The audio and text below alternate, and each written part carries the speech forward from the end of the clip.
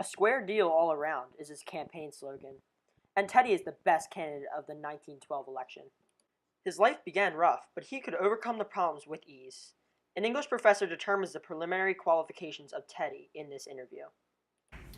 Teddy Roosevelt suffered various complications throughout his childhood and his years leading up to becoming a politician. Facing severe asthma attacks that threatened his life and weak eyesight that hindered his ocular abilities, Teddy developed a program to build a strong physique. Teddy went from his father carrying him up and down the hallway to working out and going outside, and that will lead to his love of the outdoors, right?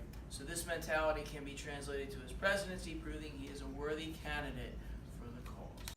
Teddy is an esteemed Nobel Peace Prize winner for his actions in the Russo-Japanese War. Here's the views of a crazed Teddy fan and believer in peaceful relations. Well, as you know, I am all for peace, and I think Teddy Roosevelt is just amazing.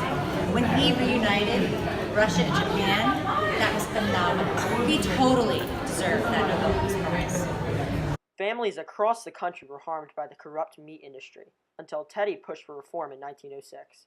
Here are opinions of two husbands whose children were affected by adulterated meat.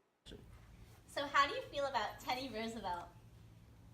I love him. Well, basically, I agree with Mr. Medio.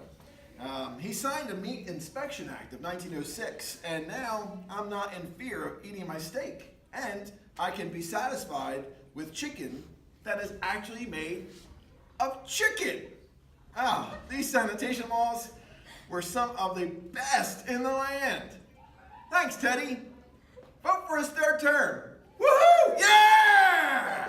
Teddy cares for the environment in all aspects. We talked to an environmental activist and science professor who accurately demonstrates Teddy's progressive views concerning the environment and his achievements with John Muir, creator of the Sierra Club. Actually, I think Teddy Roosevelt was a very important president. Many things that he did, we're still enjoying the fruits of his labor today, one of which is the national park system. Teddy Roosevelt supports many political, social, and economic reforms that the other candidates do not support. We talked to an avid progressive reformer who shared his thoughts on the other candidates and why Teddy is the only viable option. Let me say one thing. Eugene V. Debs is an evil scoundrel.